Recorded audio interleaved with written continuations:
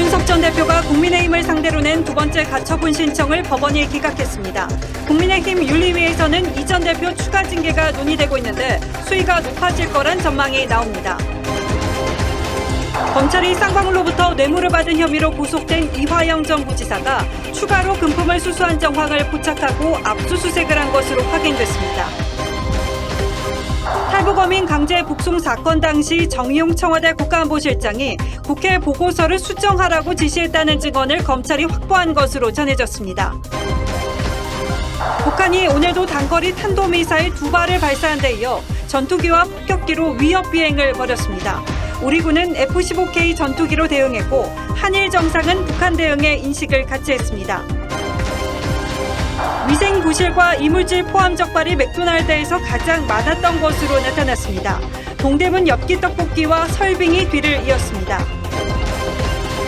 국감에 출석한 한동훈 장관이 검수완박을 두고 야당 의원들과 설전을 벌였습니다. 야당은 한 장관의 헌재 공개 변론을 두고 극우 유튜브 수준이라고 했습니다. 태국 어린이집에서 총기 난사 사건이 발생해 30여 명이 숨졌습니다.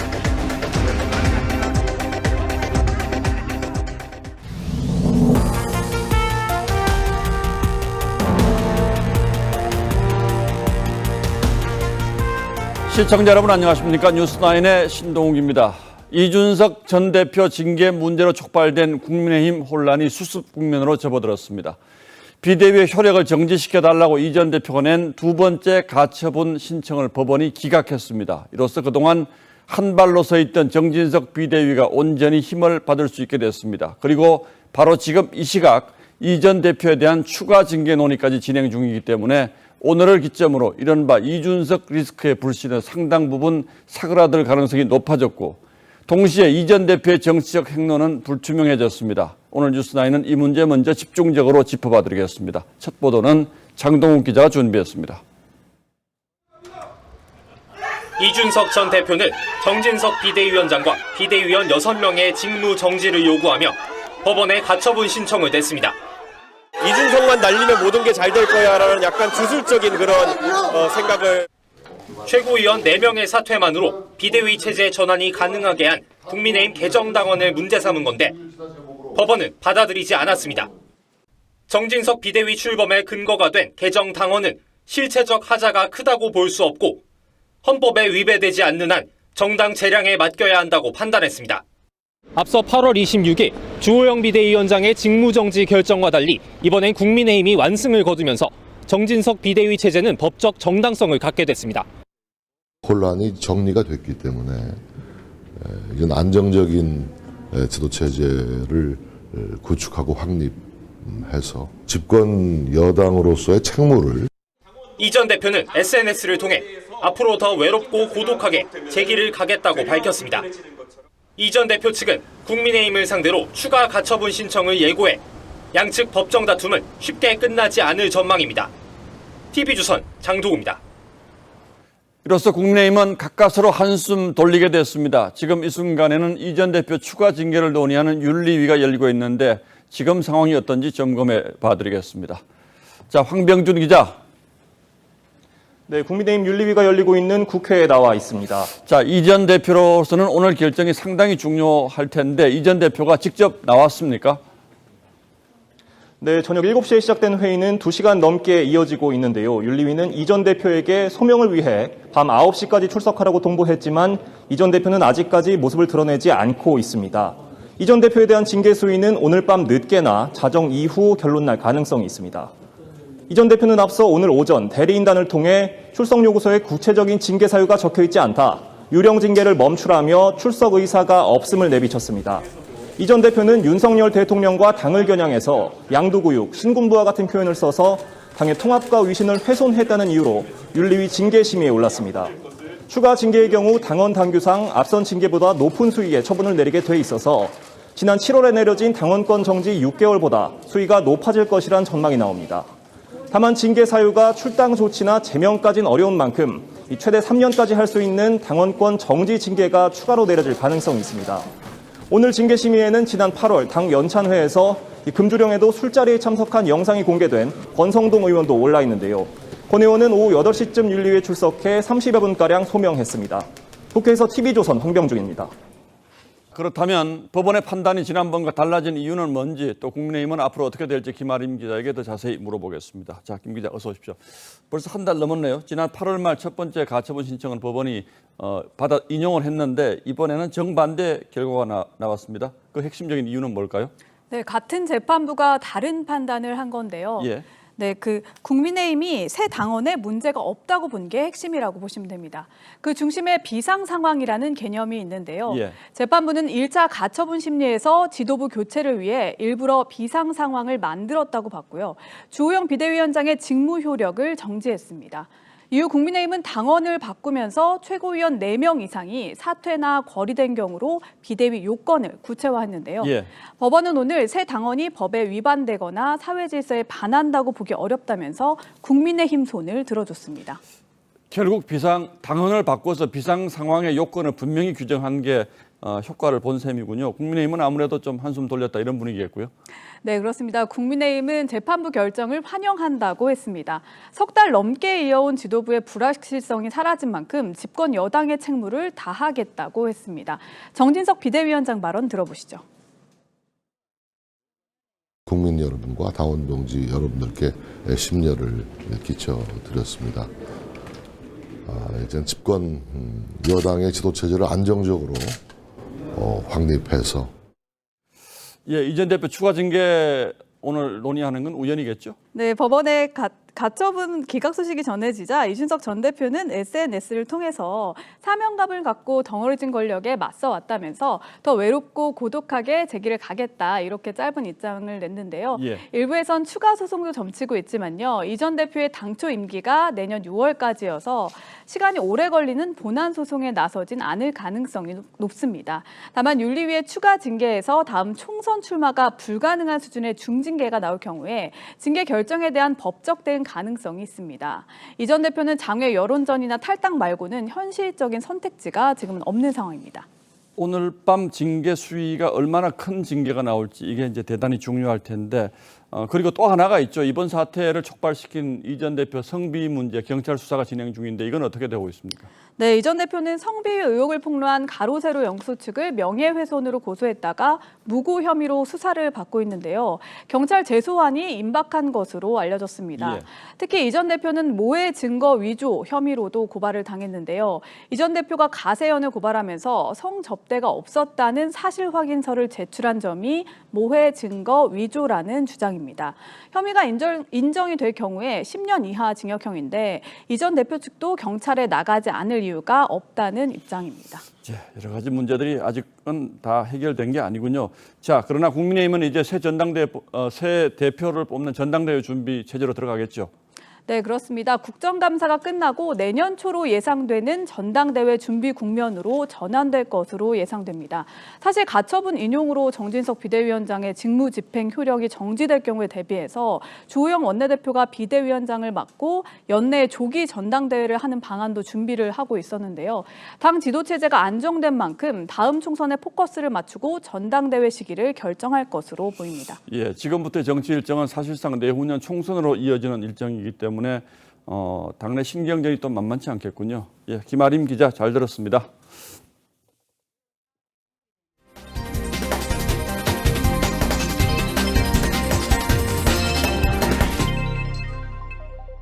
예, 지금부터는 이재명 민주당 대표에 대한 검찰 수사 상황 상세히 전하겠습니다. 이 대표의 측근인 이화영 전 경기부지사는 쌍방울로부터 뇌물을 받은 혐의로 이미 구속이 돼 있죠. 그런데 이 전 부지사가 또 다른 업체로부터도 금품을 수수한 정황을 포착하고 검찰이 강제 수사에 나섰습니다.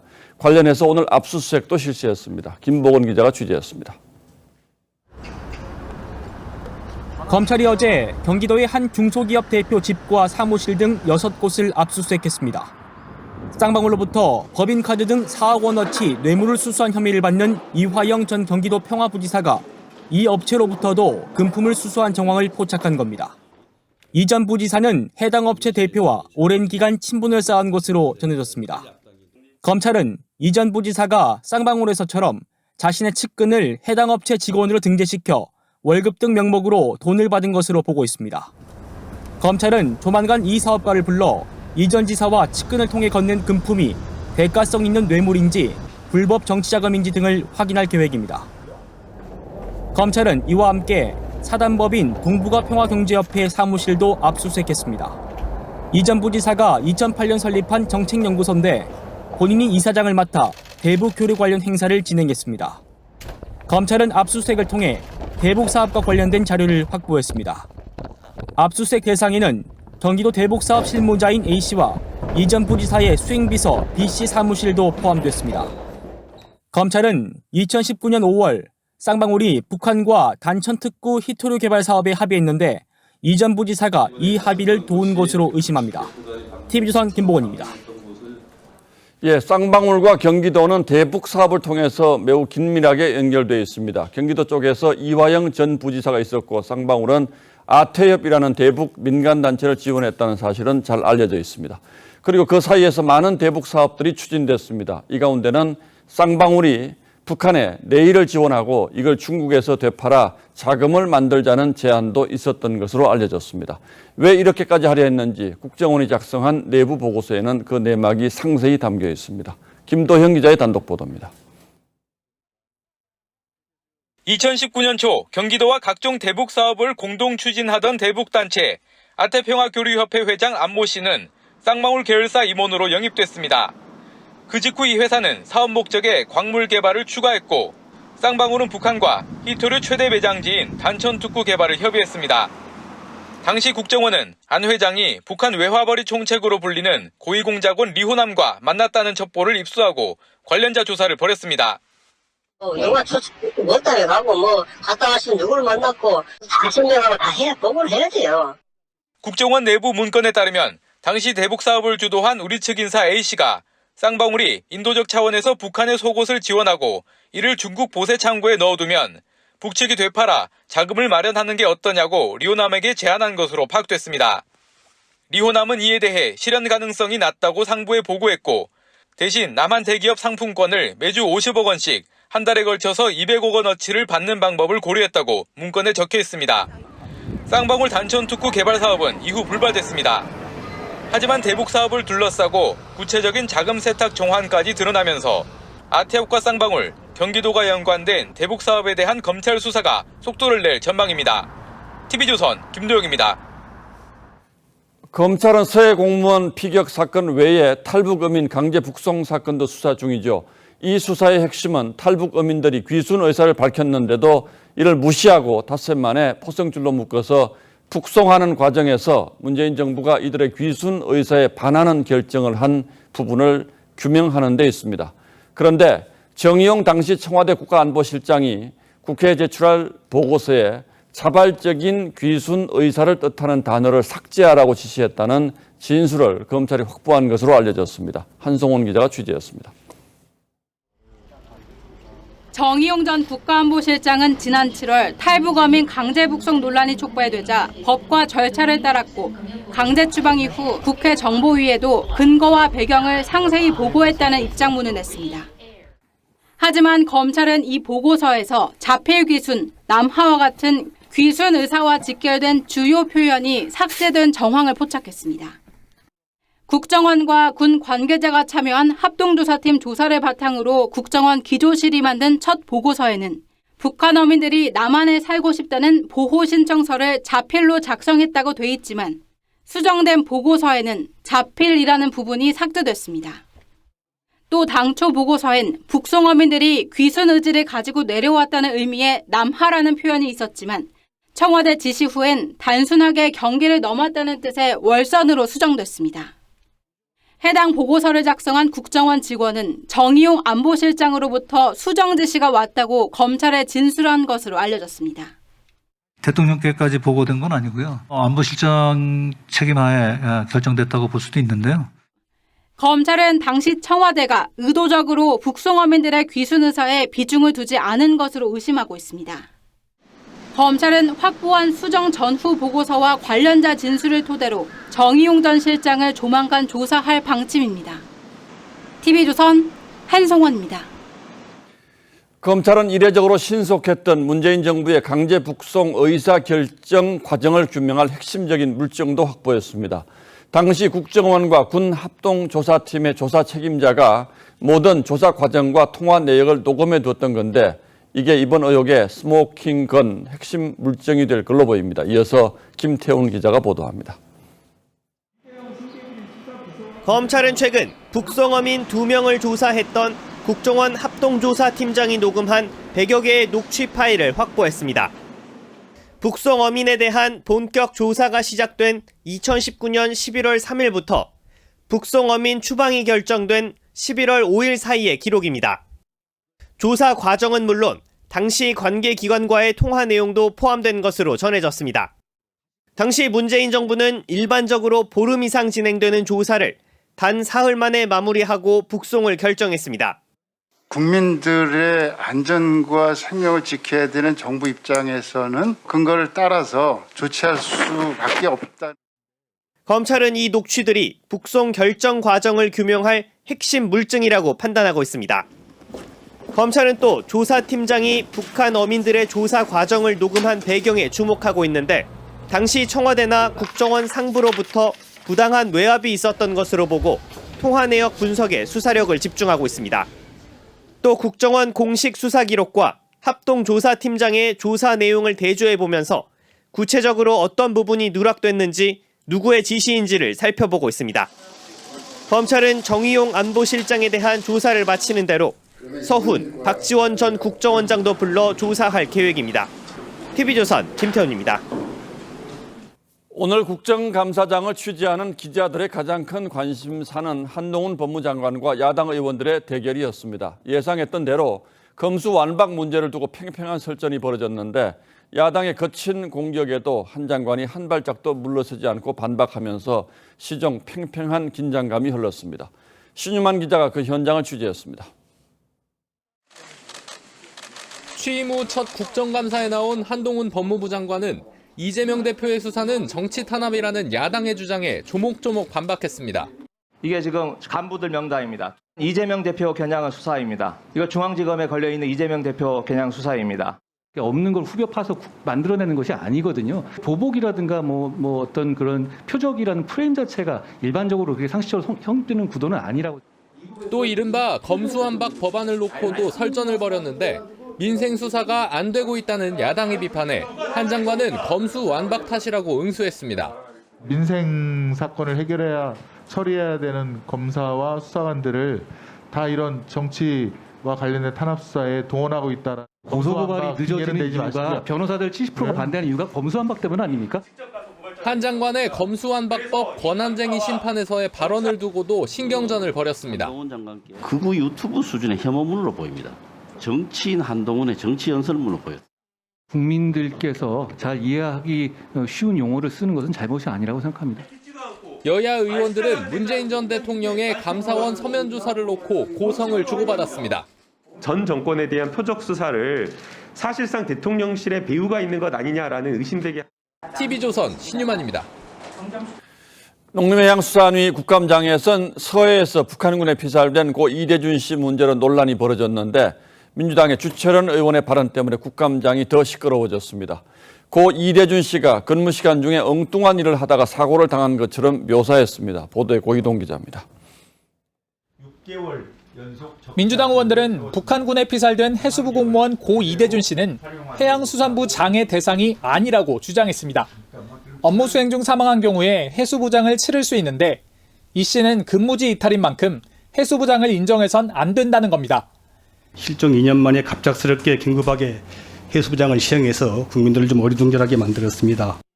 직무 수행 중에 어떤 경위로 빠졌는지는 모르지만 빠져서 북한까지 조리에 의해서 가서 거기에서 사살당하고.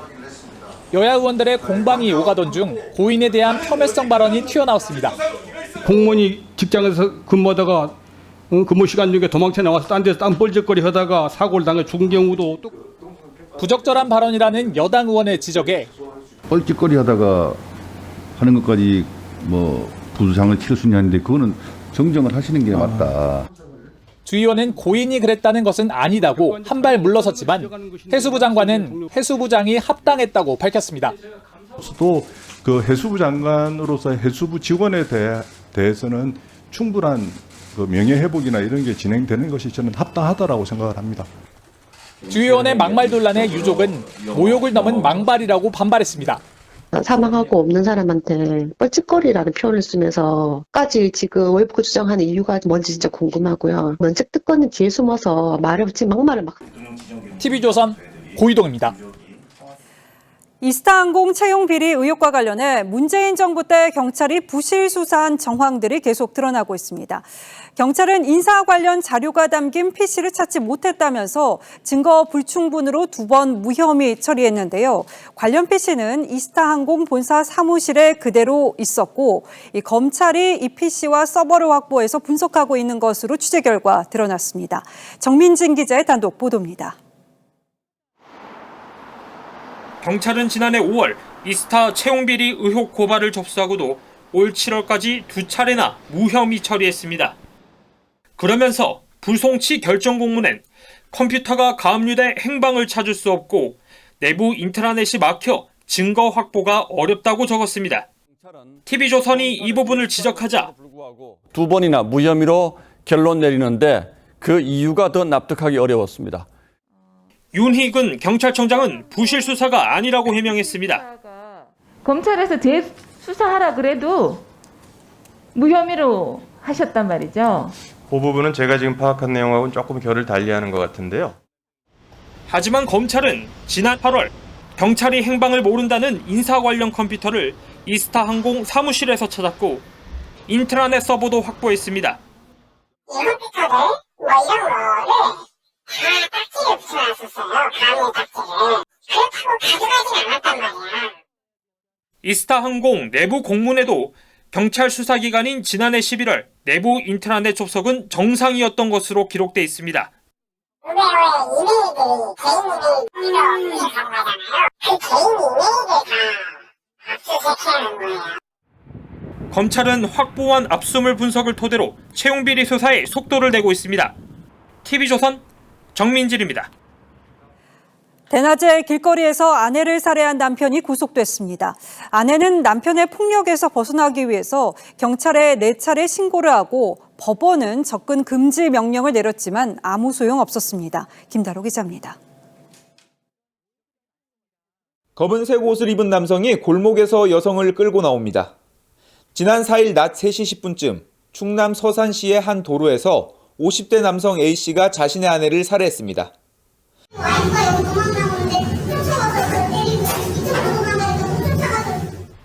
숨진 아내는 지난달에만 가정폭력 등을 이유로 경찰에 남편 A씨를 4차례 신고했습니다. 두 번째 신고인 지난달 6일에는 A씨가 폭력을 휘둘러 이마에 상처를 입었습니다. 당시 경찰은 A씨를 특수상해 혐의로 입건하고 아내에게 스마트워치를 지급했습니다. 또 법원은 A씨가 아내에게 접근할 수 없도록 접근 금지 명령을 내렸습니다. A씨는 법원의 접근 금지 명령을 어기고 아내의 가게를 찾아와 범행을 저질렀습니다. 경찰 신고와 법원의 접근 금지 명령 모두 A씨의 흉측한 범죄를 막지 못했습니다. A씨가 피해자에게 접근하는지를 실시간으로 알아낼 방법이 없기 때문입니다. 가해자가 피해자 동선을 알고 있고 감정적 요소가 좌우하는 면이 커서 경찰의 보호 조치가 실효적 예방이 가능하게 보완될 필요가 있습니다. 법원은 오늘 도주 우려가 있다며 살인 등의 혐의로 A씨에 대한 구속영장을 발부했습니다. TV조선 김다로입니다. 고수익을 미끼로 투자자들에게서 돈을 받아낸 뒤 500억 원을 가로챈 사기단이 붙잡혔습니다. 이들은 투자자들을 SNS 단체 대화방에 불러놓고 현금 다발 사진을 보여주면서 현혹했습니다. 이승훈 기자입니다. 단체 대화방에서 투자 성공을 자랑하는 글이 올라옵니다. 2억 원의 수익을 거뒀다는 등 성공담이 이어집니다. 관심을 보이는 투자자들에게 5만 원권 돈다발을 보여주기도 합니다. 이른바 투자 리딩방이라 불리는 단체 대화방에서 투자자들을 끌어들이기 위해 벌이는 사기극입니다. 리딩방의 우두머리 34살 A씨 등은 지난 2019년 5월부터 지난해 7월까지 이 같은 수법으로 투자자 270여 명으로부터 130억 원을 가로챘습니다. 이들은 금과 가상화폐 관련 가짜 투자 사이트를 만들고 회원으로 가입하면 이익금을 주면서 안심시킨 뒤 더 큰 금액이 투자되면 잠적한 뒤 지급을 중단했습니다. 거액이 재투자가 되면 이익금을 돌려주지 않거나 미리 조작된 당첨값과 반대로 투자하게 하여 보유 금액을 소진시킵니다. 경찰이 파악한 잠정 피해액은 최대 500억 원. 이들은 범죄 수익금으로 시가 수천만 원에 달하는 명품 시계를 구입하는 등 호화 생활을 누렸습니다. 하지만 노자금 등을 맡겼던 피해자들의 고통은 이만저만이 아닙니다. 원금만 이자만 합쳐도 한 달에 400만 원이 넘어요. 그것 때문에 이제 또 집을 이제 매각하죠.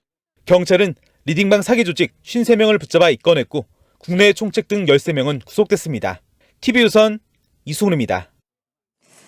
어떤 외식 프랜차이즈가 위생이 부실하고 이물질 포함이 많았는지 식약처가 결과를 내놨습니다. 맥도날드가 압도적 1위였고 이 동대문 엽기 떡볶이와 설빙이 뒤를 이었습니다. 김충영 기자의 보도입니다. 조리기기 옆엔 기름때가 끼었고 냉장고 안엔 포장이 뜯겨진 식재료가 나뒹굽니다. 버거 안엔 이물질이 들어가 있습니다. 세계 1위 외식업체 맥도날드에서 벌어진 일입니다. 식약처가 최근 5년 동안 위생관리 부실이나 이물질 혼입으로 적발된 건수를 분석해보니 400개 매장을 보유한 맥도날드는 적발 86건, 적발률은 21.5%였습니다. 4-5 점포 중 한 곳꼴로 적발된 겁니다. 동대문 엽기 떡볶이는 적발률 9.6%로 2위였습니다. 설빙, 맘스터치, 롯데리아가 근소한 차이로 뒤를 이었습니다. 프랜차이즈 업체에서 그러니까 이윤을 추구하는 만큼 그만큼 이런 안전성이나 기준을 좀 더 강화해야 된다고 생각합니다. 한 점포가 6번이나 적발되는데도 계속 장사를 하도록 두는 감자탕 프랜차이즈도 있었습니다. 대형 프랜차이즈 본사의 가맹점 식품위생 관리는 뒷전입니다. 본사의 책임을 강화해 프랜차이즈 가맹점 위생 관리 수준을 높여야 한다고 생각합니다. 맥도날드 측은 앞으로 식품 안전을 위해 품질 위생 절차를 보다 철저하게 지키겠다고 밝혔지만 위생 문제가 불거질 때마다 내놓는 똑같은 해명이라는 지적입니다. TV조선 김충영입니다.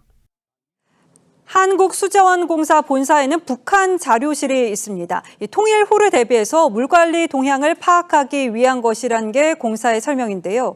이 자료실에 비치된 책 제목은 사회주의 조선의 어버이 같은 북한 찬양 도서였습니다. 이태희 기자입니다. 한국수자원공사 본관에 위치한 북한 자료실입니다. 북한에서 출간된 책, 국내에서 출간된 북한 관련 도서 등 600여 권이 비치되어 있습니다. 임직원 누구나 열람이 가능합니다. 수자원공사는 통일에 대비해 북한의 물관리 동향 등을 파악할 필요가 있다며 북한 자료실이 필요하다는 입장입니다. 그런데 고개를 갸웃하게 만드는 책도 있습니다. 제목부터 노골적으로 북한 체제를 찬양하는 사회주의 조선의 어버이란 책이 대표적입니다. 또 북한의 총기관리법, 열차 시간표 등 공사 업무와 연관성이 멀어 보이는 책도 여럿 있습니다. 여당에선 북한 자료실을 만든 의도 자체가 의심스럽다고 주장합니다. 공사는 환경부와 국정원의 승인을 받아서 문제가 없다는 입장입니다. 군함댐이나 국가 중요시설을 관리하고 있기 때문에 헌에 관련된 어떤 정보들이나 이런 것들도 사회주의 조선의 어버이 책에도 북한의 상수도 도입 사례 등이 포함되어 있다고 해명했지만 이 책은 사실상 북한 수령 체제를 찬양하는 내용이라는 비판이 나옵니다. TV조선 이태희입니다. 태국의 한 어린이집에서 총기 난사 사건이 발생해 어린이를 포함해 30여 명이 숨지는 비극이 벌어졌습니다. 범인은 마약 사건에 연루돼 공직에서 물러난 전직 경찰관으로 알려졌습니다. 최원희 기자가 보도합니다. 사람들이 부둥켜 안고 울부짖습니다. 경찰차와 구급차가 사이렌을 울리며 급하게 도착합니다. 오늘 오후 태국 북동부의 한 어린이집에서 총기 난사 사건이 발생했습니다. 지금까지 최소 30여 명이 숨진 것으로 알려졌는데 이 중엔 어린이 20여 명도 포함됐습니다. 용의자는 마약 사건에 연루돼 지난해 해고된 전직 경찰관으로 총과 칼로 무장한 채 대낮에 어린이집에 침입했습니다. 임신 8개월 된 교사를 포함해 직원 4-5명을 먼저 쏜 다음 아이들이 자고 있는 방으로 들어가 범행을 저지른 것으로 전해졌습니다. 용의자는 이후 집으로 돌아가 아내와 아이도 살해한 뒤 스스로 목숨을 끊었다고 현지 경찰은 밝혔습니다. 태국에서는 총기를 합법적으로 소지할 수 있지만 총기 난사 사건은 흔치 않습니다. 2년 전엔 한 군인이 방콕 대형 쇼핑몰 등에서 총기를 난사해 29명이 숨져 태국 사회에 충격을 줬습니다. TV조선 최원입니다. 미국 인디애나의 유명 공립대학교인 퍼듀대 기숙사에서 살인 사건이 발생했습니다. 이 방 안에서 룸메이트를 살해한 혐의로 한인 유학생이 체포됐는데 어쩌다 이런 일이 벌어진 건지는 아직 전해지지 않았습니다. 박상준 기자의 보도입니다. 20대 용의자가 조사를 받기 위해 경찰서로 들어섭니다. 담담한 표정으로 짧게 심정을 밝힙니다.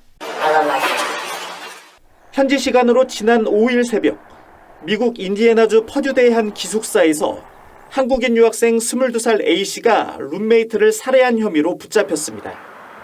A씨는 사이버 보안을 전공하는 3학년 학생으로 서울에서 태어나 유학 중인 것으로 알려졌습니다. 본인이 직접 911에 전화해 룸메이트 사망 사실을 알렸고 현장에 출동한 경찰에 체포됐습니다. We did not have the suspect in custody as quickly as we did. We would have absolutely sent out a Purdue alert, but we had him very quickly. 피해자는 함께 방을 쓰던 데이터 사이언스 전공 4학년 학생이었습니다. 현지 경찰은 숨진 피해자가 날카로운 것에 수차례 치명상을 입었다고 밝혔지만 직접적인 사망 원인은 조사 중입니다. 캠퍼스 내 살인 사건에 학생들은 큰 충격에 빠졌습니다. I feel really shocked, and you never expect it, especially from someone as close as you as your roommate. 학교 측은 근처에 머무르던 학생들을 다른 곳으로 옮기는 한편 상담 서비스 등을 제공하겠다고 밝혔습니다. TV조선 박상준입니다. 예, 다음 뉴스입니다. 지난주 동해를 떠났던 미 핵추진 항공모함 레이건함이 북한의 탄도미사일 발사 소식에 뱃머리를 돌렸다는 소식은 어제 전해드린 바 있습니다. 그러자 북한은 오늘 새벽에 또 탄도미사일 2발을 발사했습니다. 2주가 채 안 되는 기간에 벌써 6번째 도발입니다. 오늘 한미일이 동해상에서 다시 합동 해상훈련을 실시했는데 그 시각 북한 전투기들이 황해도 일대에서 훈련을 했고 우리 공군 전투기 30여 대가 대응 출격하는 상황도 있었습니다. 이채림 기자가 취재했습니다. 북한의 오늘 새벽 6시를 조금 넘은 시각 평양 삼석 일대에서 동해상으로 또다시 단거리 탄도미사일 2발을 발사했습니다. 최근 12일 사이 6번째 도발입니다. 첫 번째 미사일은 고도 80km로 350km, 두 번째 미사일은 고도 60km로 800km를 비행했는데 거리상 각각 충남 계룡대와 한미일 합동훈련 지역인 동해 공해를 겨냥했다는 분석이 나옵니다. 발사 장소로 삼석이란 지명이 등장한 것도 처음입니다. 어떤 미사일도 발사할 수 있다. 이러한 것을 과시하려는 의도가 있는 것이 아니겠냐. 정치적으로는 우리 측, 미국 측, 일본 측 압박하려는 그런 의도도 있겠죠. 그동안 침묵했던 북한 외무성은 미국이 항공모함 타격 집단을 다시 끌어들여 한반도와 주변 지역에 위협을 조성하고 있다며 오늘 도발이 레이건함의 재입항 때문임을 분명히 했습니다. 이에 맞서 한미일은 지난주에 이어 동해상에서 북한 미사일 도발에 대응하기 위한 연합 해상훈련을 벌였습니다. 북한의 탄도미사일 도발 상황을 상정하여 표적 정보 공유를 통해 탐지, 추적, 요격 절차를 숙달하는 데 중점을 두고 오후 한때 북한은 폭격기와 전투기 12대를 띄워 황해도 일대에서 사격 훈련을 벌였는데 이례적인 대남 시위성 비행에 공군도 곧바로 군용기 30여 대가 출격해 대응했습니다. 윤석열 대통령은 일본 기시다 총리와 25분간 전화 통화를 갖고 강력한 규탄과 엄정 대응의 뜻을 모았습니다. TV조선 이채리입니다. 예, 우리 외환 보유액이 지난 한 달 사이에 200억 달러 가까이 급감했습니다. 당국이 원화가치 방어를 위해서 보유하고 있던 달러를 투입하면서 지난 2008년 금융위기 이후에 가장 큰 감소폭을 보인 겁니다. 하지만 아직까지는 별 문제가 없다는 게 정부의 입장인데 정확히 어떤 상황인지 송무민 기자 보도 먼저 보시고 이어서 문제는 없는 건지 자세히 따져봐 드리겠습니다. 우리 외환 보유액은 지난달 말 기준 4,167억 7천만 달러입니다. 지난 8월보다 197억 달러 가까이 줄어들었는데 이는 금융위기 당시인 2008년 10월 이후 13년 11개월 만에 가장 큰 감소폭입니다. 거센 강달러 현상 속에 연일 추락하는 원화 가치를 방어하기 위해 외환당국이 달러를 대거 풀면서 보유고가 줄어든 겁니다. 이런 상황이 10월까지 지속될 경우 총 외환 보유액은 4천억 달러 아래로 떨어질 수 있습니다. 이런 우려에 대해 한국은행은 현재 외환 보유액이 충분하다며 선을 그었습니다. 한국은행은 외환 보유액이 8월 말 기준 세계 8위 규모로 충분하기 때문에 외환 개입을 한 거라고 설명했습니다. 추경호 기획재정부 장관도 위기설을 일축했습니다. 규모 면에서는 그럴지 모르나 우리의 외환 보유고가 그 사이에 매우 많아졌기 때문에 여러 전문가들 얘기를 종합하면 그 가능성은 매우 낮다. 하지만 강달러 장기화와 외환시장 변동성 확대, 그리고 수출 급감에 따른 보유액 감소까지 고려하면 정부의 낙관론은 아니하다는 지적이 제기됩니다. 앞으로도 미국 금리가 높아질 것이기 때문에 만약 이런 형태로 외환시장 개입을 지속한다면 우려된다 이렇게. 유사시를 대비해 외화 자금을 다각도로 확보해야 한다는 목소리가 점차 커지고 있습니다. TV조선 송무빈입니다. 달러가 부족해지면 외국인들이 대한민국의 지급 능력을 의심해 거래를 꺼리고 그래서 외환 위기가 발생합니다. 당연히 우리 돈의 가치는 폭락하고요. 90년대 말 외환 위기 사태를 겪어본 분들은 이게 얼마나 무서운 일인지 잘 아실 겁니다. 지금은 이른바 킹달러 현상으로 전 세계 여러 나라에서 외환 위기 우려가 심심찮게 들려오죠. 우리는 과연 안전한지 자세히 따져보겠습니다. 홍영 기자, 일단 우리 외환 보유액이 이렇게 한꺼번에 많이 준 건 90년대 말 외환 위기 이후에 처음이라는 거죠. 네, 그렇습니다. 여러 가지 원인이 있지만 우선 환율 방어에 달러를 썼기 때문입니다. 예. 9월 한 달 동안 원달러 환율은 92원 넘게 올랐습니다. 외환시장이 불안정해지자 한국은행이 달러를 대거 풀었지만 역부족이었습니다. 자, 물론 달러가 제일 중요하다는 건 다 아시는 일인데 그렇다고 우리가 달러만 가지고 있는 건 아니지 않습니까? 네, 달러 비중이 절대적이지만 파운드화나 유로화, 엔화 같은 다른 통화들도 있습니다. 이것도 외환 보유액이 줄어든 원인 중 하나인데요. 이 강달러의 각국 통화 가치가 떨어지면서 달러로 환산하는 외환 보유액이 같이 줄어든 겁니다. 그렇다면 한국은행이 달러를 얼마를 가지고 있어야지 대한민국이 안전하다 이렇게 국제적으로 인정을 해주는 겁니까? 딱 정해진 기준은 없습니다. 나라마다 상황이 달라서 이 획일적인 기준을 마련하기가 어려운데요. 예. 보통 국제통화기금이 권하는 기준을 참고하는데 좀 높습니다. IMF 기준에 따르면 한국은 6,800억 달러를 갖고 있어야 하는데 우리는 현재 2,600억 달러 넘게 모자랍니다. 예, 그 절대액을 보면 상당히 이제 부족한 수준이지만 그러나 우리 경제 규모와 비교해서 이게 얼마나 부족한지 이렇게 따져보는 게 더 현실적이지 않겠습니까? 네, 그래서 그 나라 경제 규모를 반영하는 국내 총 생산과 비교했을 때 외환 보유액이 얼마나 있느냐 이걸 따지는 게 보다 적절하다고 합니다. 우리나라 GDP 대비 외환 보유액은 25%인데요. 전문가들은 50%는 넘어야 이 외환 위기 가능성이 낮다고 하니까 이렇게 봐도 높은 편은 아닙니다. 대만은 91%, 싱가포르는 123%입니다. 예, 그렇게 비교해 보니까 걱정이 되긴 하는군요. 갖고 있는 달러가 줄고 있는 문제도 있지만 들어오고 있는 달러가 계속 줄고 있는 것, 이것도 문제 아니겠습니까? 네, 사실 그게 더 문제입니다. 이 경기가 안 좋은데 에너지 가격은 계속 오르면서 무역 수지는 6개월 연속 적자였습니다. 이 벌어들이는 달러가 줄다 보니 환율이 또 오르고 그걸 막으려고 있던 달러를 또 풀어야 하는 악순환인 겁니다. 경상수지 흑자가 견조하게 지속이 되면서 이런 일이 일어나면은 그건 어떤 일시적인 요인 때문이다 이렇게 얘기할 수 있지만 지금 달러 흐름 자체가 안 좋으면서 이렇게 외환 보유액이 줄면은 사실은 거시경제 안정성 측면에서 걱정이 되는 일이죠. 적어도 내년 상반기까지는 이런 달러 강세 기조가 계속 이어질 전망이 크다고 하는데 그렇다면 앞으로도 계속 환율 방어해야 되고 또 달러 외환 보유액이 줄어들 수밖에 없겠네요. 네, 달러 값이 계속 오르면 한은으로선 선택지가 별로 없습니다. 아직 위기는 아니라고 보는 전문가들도 단기적으로 이 상황을 바꾸긴 어렵다고 지적합니다. 예. 당국의 외환시장 개입으로 환율의 방향성을 바꾸는 것은 지금의 외환시장 여건상 매우 어렵기 때문에 무리한 개입보다는 우리 경제의 체질을 개선을 하고 금리를 인상할 수 있는 체력을 기르는 것이 우선시 되어야 합니다. 예, 98년 외환위기도 괜찮다 하다가 갑자기 당해서 더 충격이 컸었는데 예, 걱정입니다. 홍영 기자 잘 들었습니다.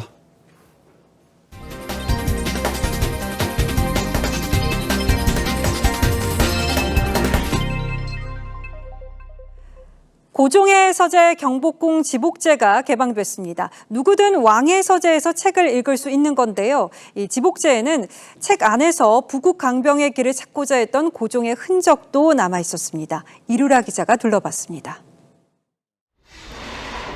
경복궁 가장 안쪽에 위치한 전각. 내부에 들어선 관람객들은 하나둘 책장에 비치된 책을 꺼내 읽기 시작합니다.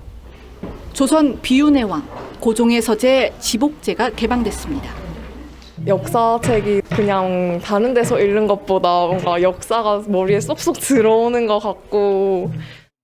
It's really great because to be able to visit a place like that it's wonderful. 19세기 말 고종은 개화 정책을 적극 추진하면서 지복제를 따로 만들었습니다. 당시 신식 문물인 청나라 요소를 과감히 도입했는데 둥그런 창문과 삼면을 장식한 벽돌조 장식, 그리고 지붕이 화려한 용 조각 등이 그 예입니다. 당시 수입서도 4만여 권에 이릅니다.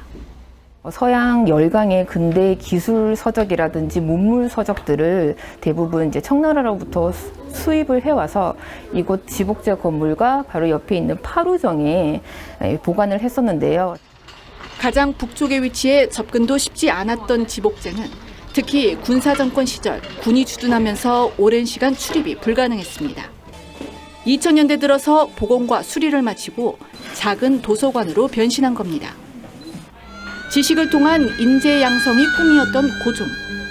지복제는 부국강병을 시도한 조선 왕실의 마지막 보루였습니다. TV조선 이루라입니다. 국내 최대 메타버스 컨퍼런스 메타콘 2022에서 디지털 자산 NFT로 확장된 메타버스가 소개됐습니다. 이 메타버스가 만들어가고 있는 새로운 경제 생태계를 최은정 기자가 전합니다. 가상 공간에 수트를 입고 등장한 남성. 자동차를 운전하고 음료도 마십니다. 가상 세계지만 현장감이 느껴질 정도로 실감납니다. It has to be immersive. It has to be decentralized, of course, because people have to control what they own and how they trade it. And it has to be persistent, because people have to share the same experience. 메타버스 플랫폼 솜니움 스페이스의 창업자는 현실감을 높인 몰입형 메타버스를 강조했습니다. 국내 대표 메타버스 플랫폼인 제페토에선 디자이너부터 가수까지 아바타를 통해 자신을 표현할 수 있습니다. 단순 재미가 아닌 경제성으로까지 연결되면서 메타버스상의 새로운 경제 생태계가 만들어질 것으로 전망했습니다. Zepeto-X aims to impart not only creators, but players and communities to monetize through gameplay.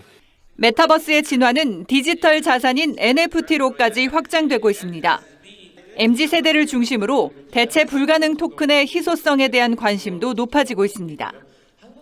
유통업계는 이를 활용해 제품에 특별한 가치를 부여하는 NFT 산업에 집중하고 있습니다. 이거 진짜 다 안 팔리면 이거 소각시켜야 되는 거 아닌가 싶었는데 진짜 0.5초 만에 다 팔리더라고요. 이틀 동안 22개 세션에서 15개국 40여 명의 메타버스 전문가가 참여한 2022 메타콘. 메타버스가 나아갈 방향성을 제시하며 내년을 기약했습니다. TV조선 최윤정입니다. 그리고 또 한편에서 우리 축구대표팀 벤투 감독의 관심을 받고 있는 조규성과 나상호가 나란히 극장골, 이 결정적인 골을 터뜨리면서 소속팀의 FA 결승 진출을 이끌었습니다. 이다솜 기자입니다. 1대1로 팽팽히 맞선 전북과 울산. 결국 연장전에 돌입하고 프로축구 최대 라이벌답게 살벌한 신경전까지 오갑니다. 길었던 혈투에 마침표를 찍은 건 해결사 조규성이었습니다. 김문환의 크로스를 그대로 왼발로 차넣으며 극적인 결승골을 터뜨렸습니다. 역시 결승을 놓고 다툰 FC 서울과 대구의 맞대결도 90분 승부로는 부족했습니다. 승부차기까지 염두에 둬야 했던 연장 후반. FC 서울 주장 나상호의 짜릿한 한 방이 터졌습니다. 6년 만에 FC 서울을 결승으로 이끈 귀중한 역전 극장골이었습니다. 카타르 월드컵이 50일도 채 남지 않은 가운데 벤투 감독의 꾸준한 부름을 받고 있는 조규성과 나상호가 나란히 해결사 본능을 뽐냈습니다. 카타르행 최종 승선도 유력하게 점쳐지는 두 선수. 신장 188cm의 탄탄한 체격을 앞세운 조규성은 넓은 활동 범위와 몸싸움 능력에서 장점을 보이며 카타르 월드컵 선발 출전까지 거론되고 있습니다. 최근 부진으로 마음고생이 심했던 나상호도 9월 A매치에서 저돌적인 돌파로 손흥민의 동점 프리킥을 유도하며 강렬한 인상을 남긴 데 이어 이번 FA컵 활약으로 대표팀으로서의 자격을 증명했습니다. 벤토의 해결사들이 맞붙는 FA컵 결승은 오는 27일과 30일 치러집니다. TV조선 이다솜입니다.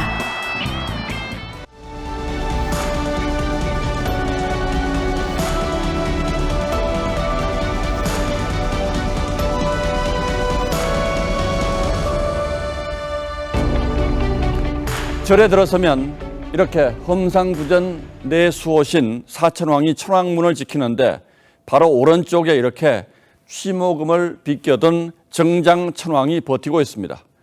칼날에 머리카락 한 올을 올려놓고 입으로 후 불면 잘린다는 바로 그 금이죠. 중생의 번뇌와 어리석음을 끊어주는 지혜의 칼입니다. 서산대사의 제자 일선 선사가 입적하며 남긴 임종계에도 나오죠.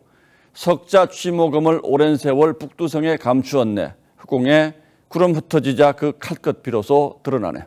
그렇듯 취모금은 함부로 휘두르는 칼이 아닙니다. 결정적인 순간 사람을 살리는 활인검이기 때문이죠.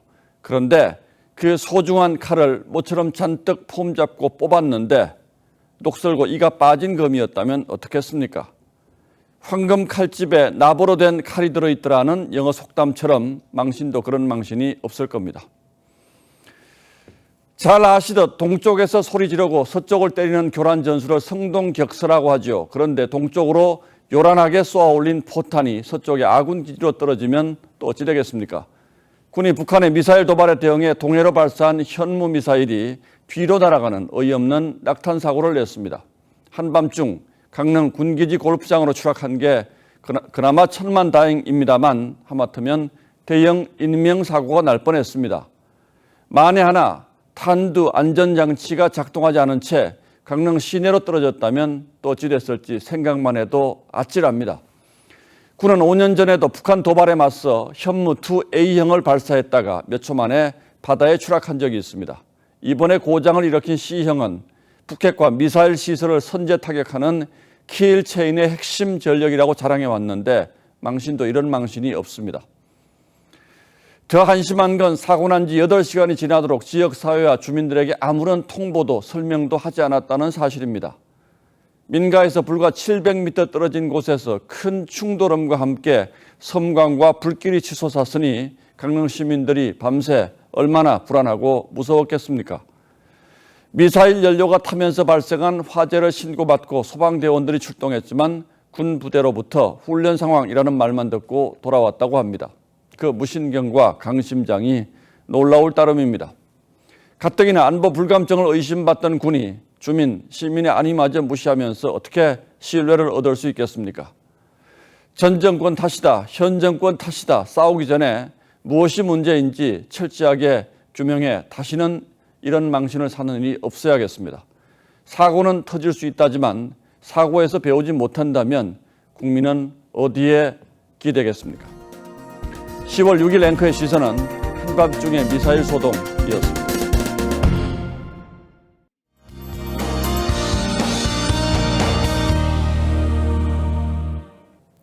공기는 많이 쌀쌀해졌는데 좀처럼 맑은 하늘 보기가 어렵습니다. 내일도 흐린 가운데 곳곳으로 빗방울이 떨어지겠고요. 동해안 쪽으로는 120mm가 넘는 비가 더 내리겠습니다. 이렇게 동해안 지역에 비가 집중되는 이유는 동풍이 불기 때문입니다. 특히 경북 동해안 쪽으로는 강풍특보도 내려지겠고요. 체감 온도가 낮아 쌀쌀하겠습니다. 내일 아침 기온은 인천과 서울이 11도까지 떨어지겠고요. 낮 기온은 서울이 19도, 대전과 전주가 20도를 보이겠습니다. 바람이 강한 만큼 바다의 물결도 거세게 일겠습니다. 최고 5.5m까지 예상되는데요. 해안가 안전사고에 유의하시기 바랍니다.